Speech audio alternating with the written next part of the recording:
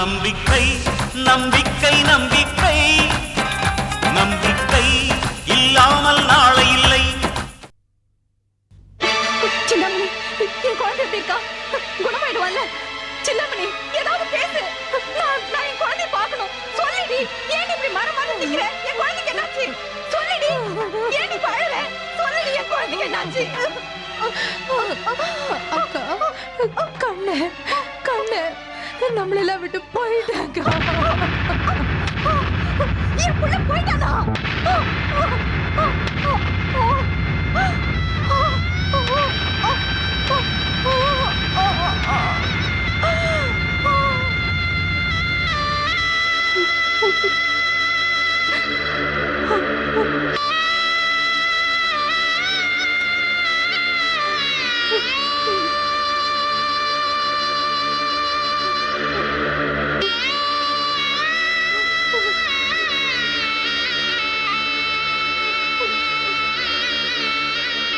அம்மா, வாமா, வா, வாமா.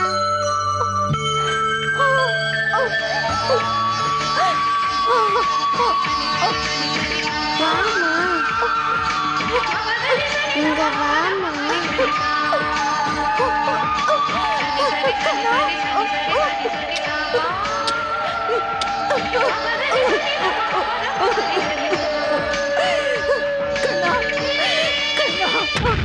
கண்ணா,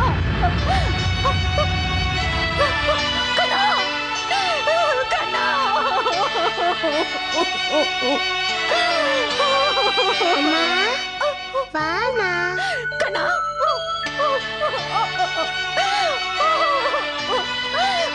கண்ணா, கண்ணா, கண்ணா, ஐயோ கண்ணா,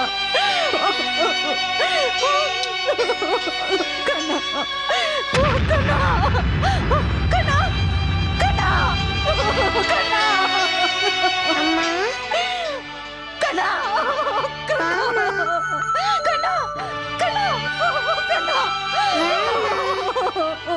கண்ணா, கண்ணா, கண்ணா, கண்ணா, அம்மா, இங்க வாமா. கண்ணா, கண்ணா, கண்ணா, கண்ணா, கண்ணா, கண்ணா, என்னை விட்டு போகாதடா கண்ணா, கண்ணா, கண்ணா, கண்ணா, ஐயோ என் புள்ள எங்க? கண்ணா, கண்ணா, கண்ணா, கண்ணா, கண்ணா, ஐயோ கண்ணா,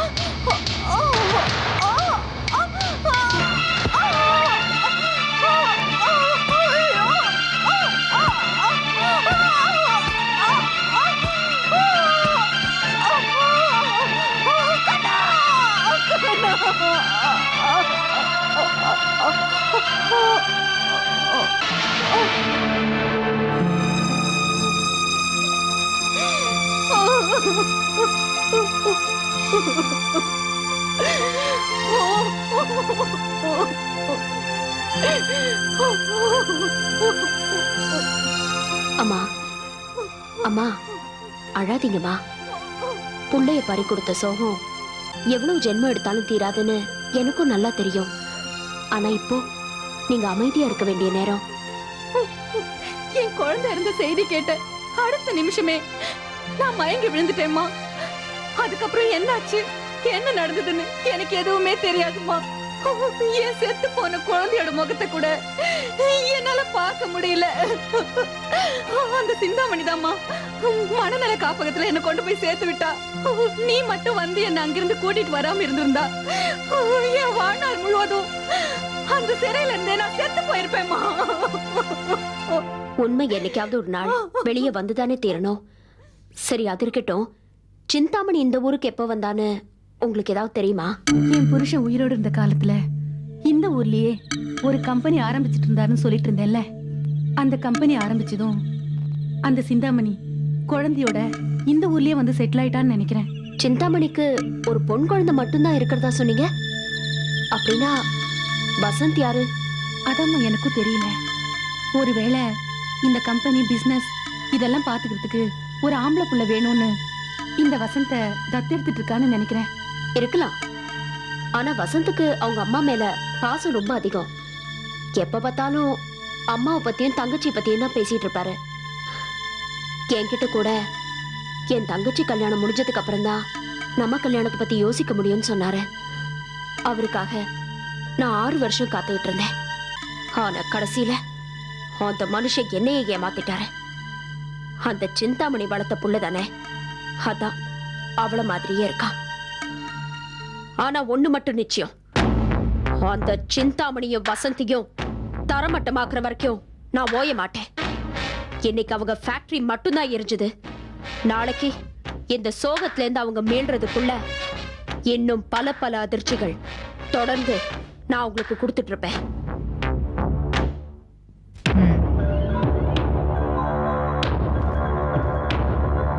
சரி, நான் அப்புறம் பேசுறேன். நெல்லுங்க, எங்கெங்க வந்தீங்க?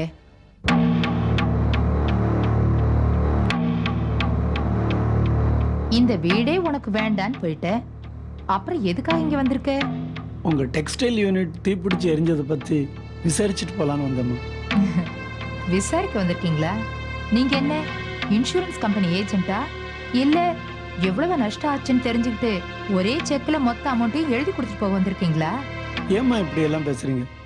ஏற்கனவே நாங்க மனசு நொந்து போய் வந்திருக்கோம். ஏன், எரிஞ்சது எங்க கம்பெனி தானே, என்னமோ உங்க வீடே எரிஞ்ச மாதிரில பேசுறீங்க. ஏன் அந்த வார்த்தைகள் இப்படி நெருப்பா அள்ளி கொட்டுறீங்க? நீ பொறுப்பா இருந்திருந்தா இப்படி நெருப்ப கொட்ட வேண்டிய அவசியம் வந்திருக்காது. மாப்பிள்ளை இல்லையாம்மா? ஏன் மறுபடியும் அவனை இழுத்துட்டு போலான்னு வந்திருக்கீங்களா? அவனை தேடிதான் வந்திருக்கீங்க போல இருக்கு. புருஷனை தேடி வரதுல ஒண்ணும் தப்பு இல்லையா அத்தை? நீ தேடி வர்றதுல தப்பு இல்ல, ஆனா அவனை உன்னை தேடி வர வச்சிட்டியே, அதான் வயித்தெரிச்சலா இருக்கு. அவர் என் கணவர். அதுக்கு முன்னாடி அவன் என் புள்ள. எப்படி இருந்தவன இப்படி ஒண்ணு இல்லாம நிக்க வச்சிட்டியே. நீ வந்த ராசிதான் அவன் ஒன்னொன்னா இழந்துட்டு வரான். நீ ஏமா அழற? தைரியமா இருமா. ஆமா, இப்படியே போனா அவனே போய் சேர்ந்துருவான். அப்புறம் மொத்தமா வந்து அழுதுட்டு போ. அத்தை, இதுக்கு மேல பேசாதீங்க. எனக்கு ஒரு லிமிட் இருக்கு. நல்லதுமா ஏன் இப்படி அபசகுணமா பேசிட்டு இருக்கீங்க? உங்களுக்கு வேணா உங்க புள்ள தேவையில்லாம இருக்கலாம், ஆனா எனக்கு என் புருஷன் தேவை. அவர் எப்படி காப்பாத்தணும்னு எனக்கு தெரியும். அது தெரிஞ்சதுனால தானே அவனை உன் கைக்குள்ள போட்டு வச்சிருக்க. இனிமே நீங்க இந்த வீட்டுக்குள்ள காலடி எடுத்து வைக்க கூடாது. போயிடுங்க. அம்மா, ஜெயந்தி இந்த வீட்டு மருமகன். உங்களுக்கு இந்த வீட்டுல என்ன உரிமை இருக்கோ அதே உரிமை தான் ஜெயந்திக்கு இருக்கு. நீங்க அவளை வெளியில போக சொல்றதுக்கு உங்களுக்கு எந்த அதிகாரமும் கிடையாது. ரொம்ப பணிஞ்சு போறதுனால தானே எங்களை இவ்வளவு கேவலமா நடத்துறீங்க. ஓஹோ, உரிமை பத்தி பேசுற அளவுக்கு உனக்கு துணிச்சல் வந்துருச்சா? முதலாளி அம்மான்னு என்கிட்ட கை கட்டி நின்னதெல்லாம் மறந்து போச்சா? பழசையெல்லாம் நாங்க மறக்கலாமா. உங்க குடும்பத்துல ஒரு சோதனையான நிகழ்ச்சி நடந்துடுச்சேன்னு விசாரிக்க வந்தோம். அதுக்கு போய் இவ்வளவு பேசணுமா? எங்க மேல ஏமா இவ்வளவு காழ்ப்புணர்ச்சி காட்டுறீங்க? நாங்க உங்களுக்கு என்ன பாவம் பண்ணோம்? என்னைக்கு உன் பொண்ணு இந்த வீட்டுல காலடி எடுத்து வச்சாலோ அன்னைக்கே இந்த வீடு ஆட ஆரம்பிச்சிடுச்சு. இவ்வளவு பெரிய சொத்துக்கு ஆசைப்பட்டு வந்தீங்க, இன்னைக்கு என்ன ஆச்சு? ஒவ்வொரு சொத்தா கருக ஆரம்பிச்சிடுச்சு. கடைசியில எங்களுக்கு என்ன மிஞ்சுன்னு தெரியல. நீங்க இப்ப என்ன வேணாலும் பேசிக்கீங்கம்மா. நாங்க இப்ப மாப்பிள்ளைய பார்த்தாங்க. அவன் எங்க இருக்கானோ யாருக்கு தெரியும்? வாட்ச்மேன், கண்டவங்கள உள்ள விடாத, கேட்டை இழுத்து மூடு.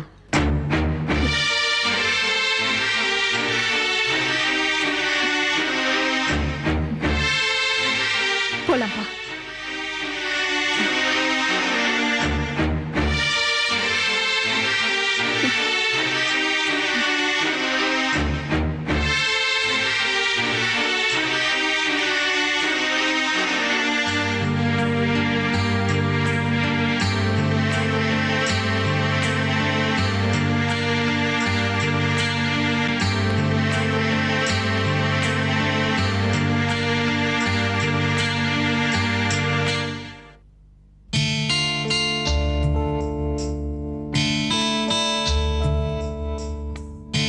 வாங்க ரம்யா. வா ஜெயந்தி, உட்காருங்க. ரொம்ப நாள் கழிச்சு ராமையா கால எங்க ஆபீஸ்ல பட்டிருக்கேன். என்ன சாப்பிடுறீங்க? ராமையா, எதுக்காக கண் கலங்குறீங்க? இல்ல முதலாளி, எவ்வளவு பிரச்சனைகள் இருந்தாலும் நாங்க வந்தது என்ன சாப்பிடுறீங்கன்னு கேக்குறீங்களே. உங்களுக்கு ஏன் ஆண்டவன் இவ்வளவு கஷ்டத்தை கொடுக்குறான்? மனுஷனுக்கு கஷ்டம் வரணும் ராமையா.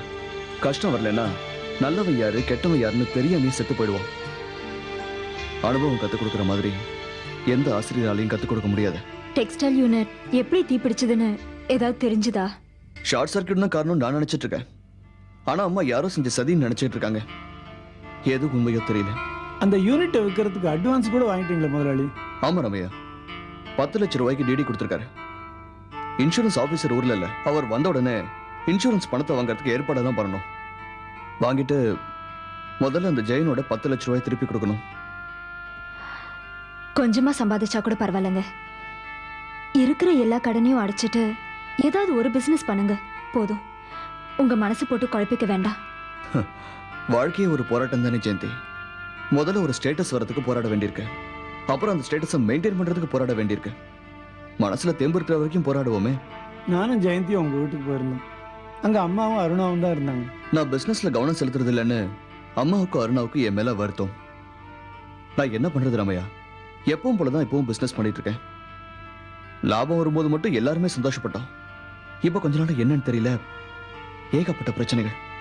எல்லாம் சரியாடுங்க. நீங்க எதையும் நினைச்சு வருத்தப்பட வேண்டாம். உங்க முகம் வாடி இருந்தா எங்களுக்கு பார்க்கவே கஷ்டமா இருக்கு. இல்ல ஜெயந்தி, நிச்சயமா நான் இதுல இருந்து மீண்டு வந்துருவேன். நான் எந்த தப்பும் செய்யலன்னு என் மனசுக்கு தெரியும். கண்டிப்பா நிலைமை மாறும். நீங்க கவலைப்படாம இருங்க, அது எனக்கு போதும்.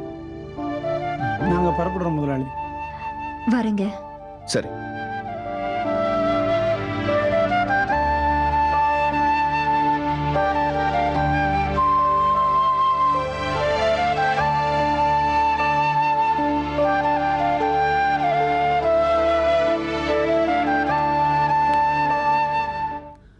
என்னடா இது?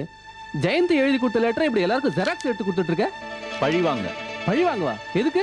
டேய், அன்னைக்கு எல்லாரும் முன்னாடியே என் கண்ணத்துல அடிச்சால, அன்னைக்கே அவளை பழி வாங்கணும்னு முடிவு பண்ணிட்டேன். அதுக்காக இப்படியா? மச்சான், உங்ககிட்ட மட்டும் ஒரு உண்மையை சொல்றேன்.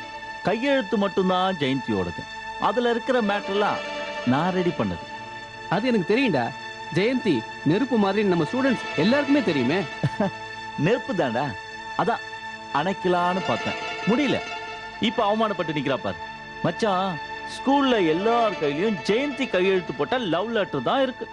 டேய், ஸ்கூல்ல பசங்க பாடத்தை படிக்கிறானுங்களோ இல்லையோ, அவ கையெழுத்து போட்ட லவ் லெட்டரை உன்னிப்பா படிக்கிறானுங்கடா.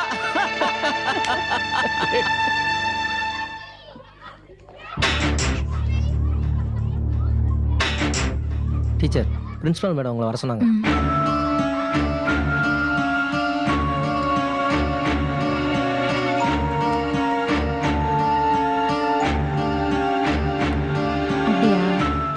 சரிப்பா. Good morning madam. நான் அப்புறமா பேசுறேன். வாமா உட்காரு.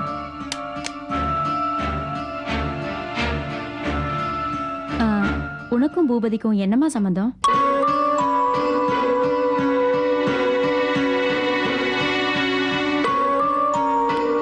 நான் வேலை செய்யற இடத்துல அவரும் ஒரு ஸ்டாஃப், அவ்வளவுதான் மேடம்.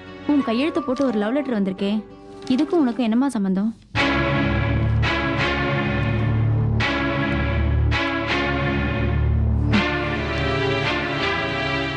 கையெழுத்து மட்டும்தான் மேடம் என்னோடது. ஒரு நாள் பூபதி எங்க வீட்டுக்கு வந்திருந்தாரு. அன்னைக்கு எனக்கு உடம்பு சரியில்லைங்கிறதுக்காக அவர்கிட்ட லீவ் லெட்டர் கொடுக்கலான்னு பேப்பர் எடுத்தேன். நிலுங்க மிஸ், உங்களுக்கு அந்த கஷ்டமே வேண்டாம். இந்தாங்க.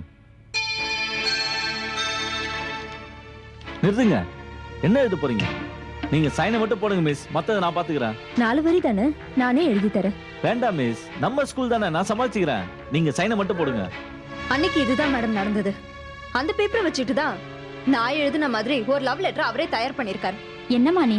இந்த காலத்துல யாராவது வெறும் பேப்பர்ல கையெழுத்து போட்டு தருவாங்களா? அதுவும் நீ படிச்ச பொண்ணு இப்படி ஒரு தப்ப பண்ணலாமா? பழகுனவங்கள நம்பாம இருக்க முடியுமா மேடம்? அவர் ரொம்ப நல்லவர் மாதிரி நடந்துக்கிட்டாரு. இப்ப பாதிக்கப்பட்டிருக்கிறது நீதானம்மா.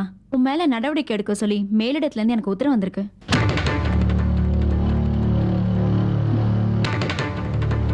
மேடம், என் மேல எந்த தப்பும் இல்ல. அந்த பூபதி மேல இறக்கப்பட்ட தவிர நான் வேற எந்த தப்பும் பண்ணல. எனக்கு புரியுதுமா. ஆனா இந்த விஷயத்துல என்னால ஒண்ணும் செய்ய முடியாது. பூபதியை 15 நாள் டிஸ்மிஸ் பண்ணி வச்சுட்டோம். உன்னையும் 15 நாள் டிஸ்மிஸ் பண்ணி வைக்க சொல்லி மேலிடத்துல இருந்து உத்தரவு வந்திருக்கு. நீ ஒன்னும் கவலைப்படாத ஜெயந்தி. 15 நாள் தானே, அதுக்குள்ள நான் நிர்வாகத்துக்கிட்ட பேசி உனக்கு எந்த பிரச்சனை இல்லாம பாத்துக்கிறேன். வேண்டாம் மேடம், நான் எந்த தப்பும் பண்ணல. ஆனா நிர்வாகம் எப்போ என் மேல சந்தேகப்பட்டுச்சோ அதுக்கப்புறம் நான் இங்க நீடிக்கிறதுல அர்த்தமே இல்ல மேடம். நானே என் வேலையை ரிசைன் பண்றேன். அவசரப்படாத ஜெயந்தி, யோசிச்சு ஒரு நல்ல முடிவுக்கு வா. நம்ம நிர்வாகம் யோசிக்காம ஒரு முடிவு எடுத்தது பிறகு நான் யோசிக்கிறதுல அர்த்தமே இல்ல மேடம். நான் வரேன். அம்மா, நீங்க சொன்ன மாதிரியே ஜெயந்தி என்ன லவ் பண்ற மாதிரி ஒரு சீன் கிரியேட் பண்ணி கேவலப்படுத்தி அவளை ஒரு வழியா வேலையை விட்டு போற மாதிரி பண்ணிட்டமா. ரொம்ப ரொம்ப சந்தோஷம் பூபதி. தீ பிடிச்சி எரிஞ்சு வருத்தத்துல இருந்த எனக்கு ஜெயந்தி வேலையை விட்டு போனது கொஞ்சம் ஆறுதலா இருக்கு. ஜெயந்திக்கு ஸ்கூல்ல ரொம்ப சப்போர்ட்டுமா. முதல்ல நான் சொன்னதை யாருமே நம்பல. அப்புறம் அவ கையெழுத்து போட்ட காகிதத்தை டிடிபில கொடுத்து லவ் லெட்டர் ரெடி பண்ணி காட்டினதுக்கு அப்புறம் தான் எல்லாருமே நம்பினாங்க. அப்ப கூட ஜெயந்தியா இப்படின்னு எல்லாரும் ஆச்சரியப்பட்டாங்கம்மா. அவளுக்கு தனியா போய் சம்பாதிக்கிறோன்ற திமிரு அதிகமா இருந்தது. என்கிட்டயே அவ வேலையை காட்டினா. அதனாலதான் அவ பேரையும் கெடுத்து வேலையும் போகிறதுக்காக தான் ஒன்னு அங்க வேலையில சேர்த்தேன். இனிமே ஆட்டோமேட்டிக்கா வந்து என் காலில் விழுவா. அம்மா, என் மேல எதனா கம்ப்ளைண்ட் கொடுத்துட போறாங்கம்மா. யாரு? ஜெயந்தியா? அந்த அளவுக்கு அவளுக்கு தைரியம் இருக்கா என்ன? சும்மா பேசுவா, அவ்வளவுதான். ஒன்னும் இல்லாதவங்களுக்கு எப்பவுமே கொஞ்சம் வீம்பு ஜாஸ்தியா இருக்கும்னு சொல்லுவாங்க. நீ ஒன்னும் பயப்படாத. உனக்கு எப்ப பணம் தேவைப்பட்டாலும் என்கிட்ட வந்து கேளு, நான் தரேன். சரிம்மா, நான் கிளம்புறேன். ம்.